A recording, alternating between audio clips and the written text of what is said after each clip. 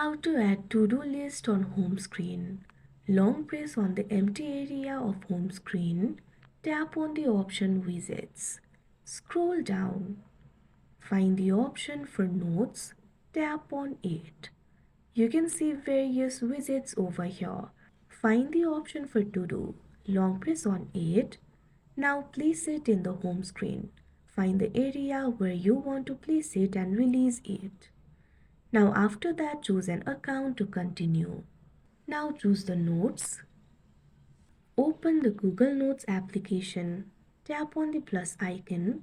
Tap on the option List. Now make the to-do list over here. Enter the item and tap on this icon that you can see on the screen. Now enter another item. After you do that, go back. Now go to the home screen. Now in the home screen, you should be able to see the to-do list of your notes. Like this, you'll be able to add the to-do list to your home screen.